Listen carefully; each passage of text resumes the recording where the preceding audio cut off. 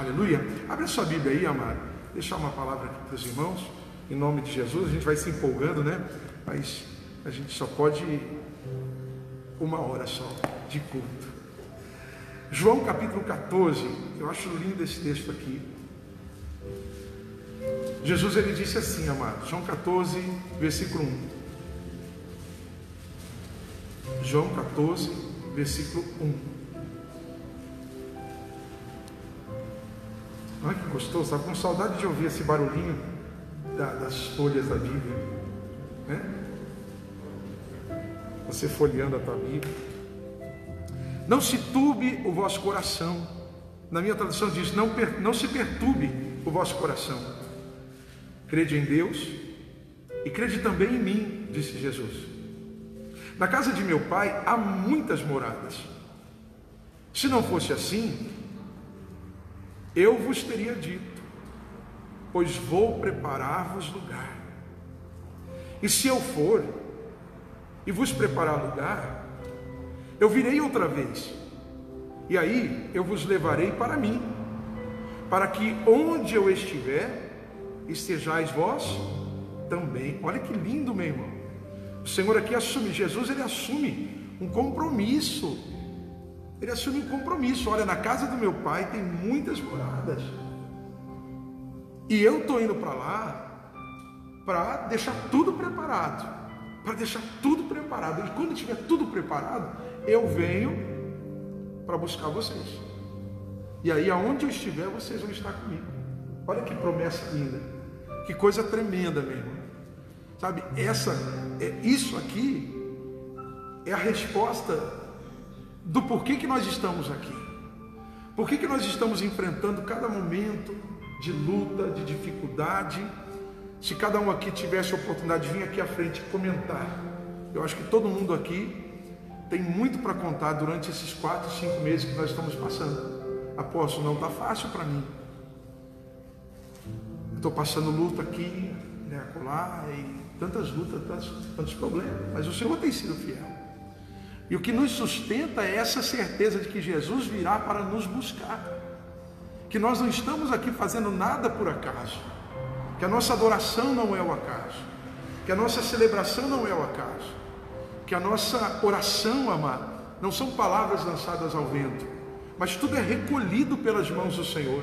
Há um reino espiritual, há um reino espiritual. O Bispo Tiago postou nas redes sociais dele, hoje de manhã eu estava vendo, eu achei tremenda aquela frase, que nós não podemos falar sobre paternidade espiritual se ainda não nos tornamos homens espirituais, né? Maduros. Às vezes a gente tem casos de homens que se tornam pais e são irresponsáveis, falta de maturidade. Aí o que acontece?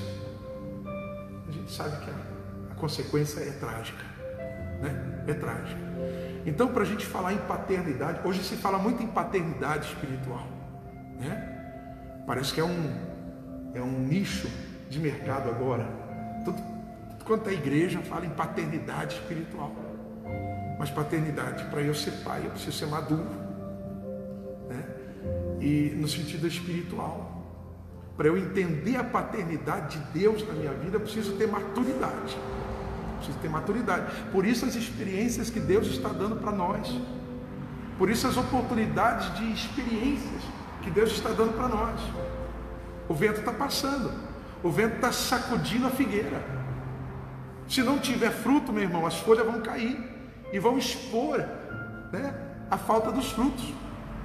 Deus não quer mais aparência. Aliás, Deus nunca quis aparência. Deus sempre buscou frutos. Um verdadeiro nascido em Cristo, ele tem fruto do Espírito. Fruto do Espírito, né? Gálatas 5, fruto do Espírito. A gente precisa gerar frutos. Então o vento está passando para forçar nosso caráter e para que a gente possa gerar frutos, e frutos que glorifiquem a Deus. E essa convicção, amado, de que nós vamos para o céu, nós temos um endereço certo, nós temos um futuro certo. Nós temos um futuro certo. A gente se preocupa tanto com a nossa aposentadoria, mas nós temos um futuro certo, amado. Futuro certo. Querido, o Deus que se preocupou, preste atenção, você que está acompanhando a gente aqui também, o Deus que se preocupou com a minha eternidade, com a sua eternidade, jamais negligenciaria os poucos anos que nós vamos viver nessa terra. Porque 70, 80, 90, 100 anos diante da eternidade, o que significa? Nada. Então você acha que Deus, um Deus capaz de nos preparar mansões celestiais, vai negligenciar os dias da nossa vida aqui na terra? Não. Ele vai cuidar de cada um de nós até o último instante. Apóstolo, mas por que eu estou passando por algumas dificuldades? A gente precisa entender, amado, que as dificuldades nada mais são do que situaçõezinhas que chamam a nossa atenção. Olha, por que eu estou passando uma crise financeira? É hora de você sentar, tire um dia de oração essa semana, entra no teu quarto, Senhor, aonde é que eu estou errando? Por que é que eu não estou prosperando financeiramente?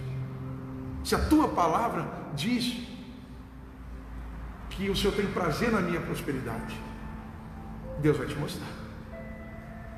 Deus vai te mostrar. Deus vai te mostrar aonde você tem falhado e como você tem que consertar essa área. Aí você vai começar a desfrutar das bênçãos do Senhor. Se é um problema no relacionamento familiar, senta com Deus. Senhor, tu tem uma promessa de eternidade para mim. O Deus que trabalha eternidade é um Deus que, no estalar de dedo, resolve tudo na minha vida aqui na terra. Deu para entender? Eu quero só terminar lendo aqui o versículo de número 4, diz assim: e vós conhecereis o caminho para onde eu vou. Então Tomé disse: Senhor, não sabemos para onde tu vais. Como podemos saber o caminho? Olha a resposta que Jesus dá: Tomé, eu sou o caminho, eu sou a verdade, eu sou a vida, e ninguém vem ao Pai a não ser por mim. Eu sou o caminho, a verdade e a vida, e ninguém vem ao Pai senão por mim. Não tem atalho, não tem coadjuvante, não tem nenhuma parceria. Aqui é a grande revelação do Evangelho. A grande revelação do Evangelho. Daqui a grande verdade, o porquê que nós decidimos ser evangélicos. Porque nós cremos na palavra do Evangelho. E Jesus deixa claro: eu sou o caminho. Não tem um coadjuvante, não tem mais ninguém. Não tem, eu não coloquei, eu não dei aval para mais ninguém. Se você quer vir para o céu, o caminho sou eu, Jesus. O caminho não é o apóstolo Edilson, o caminho não é João, Pedro, Maria, José. O caminho é Jesus.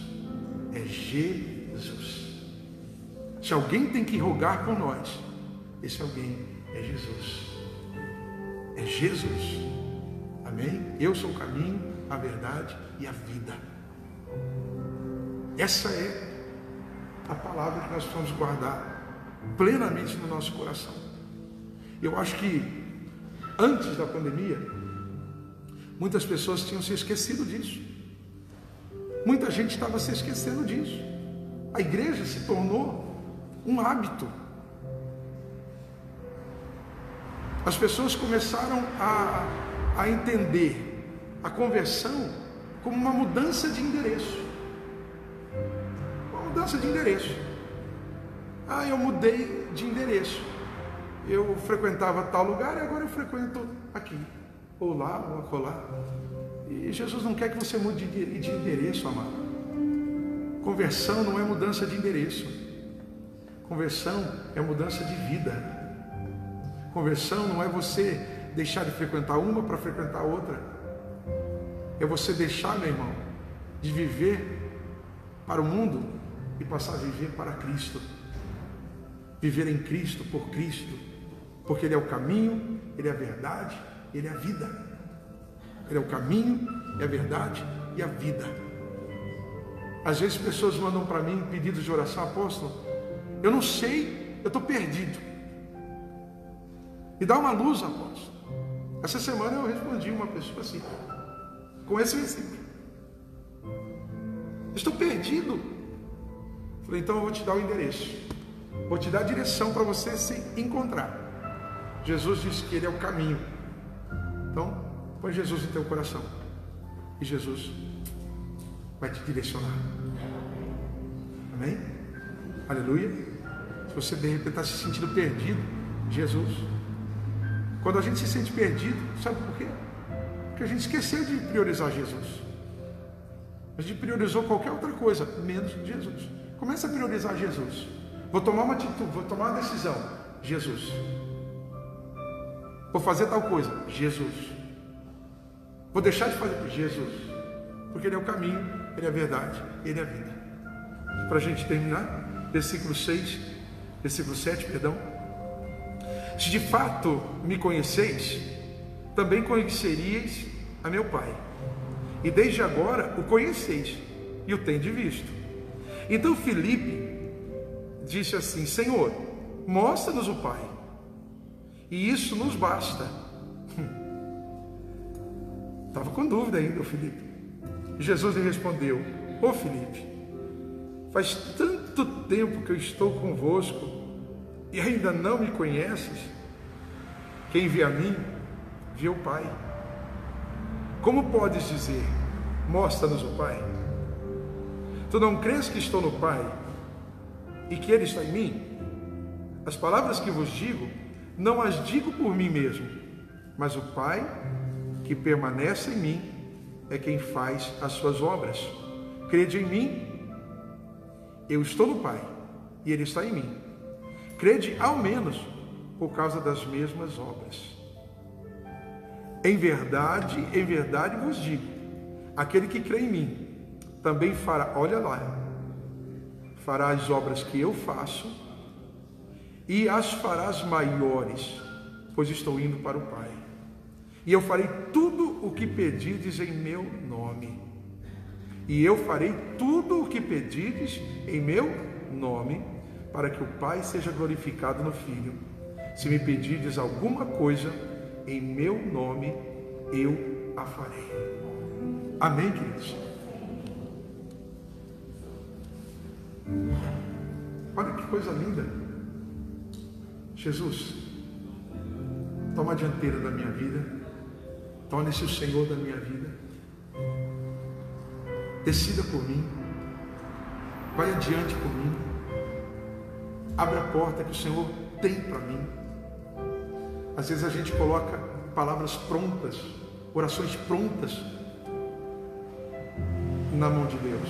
Senhor, é assim que eu quero. E eu aprendi uma coisa, amado, que quando a gente diz: não mais vivo eu, mas Cristo vive em mim, não é mais o meu jeito. Não é mais o meu jeito. É o jeito de Deus. É o jeito de Deus. Eu gosto muito de observar, eu sou muito observador.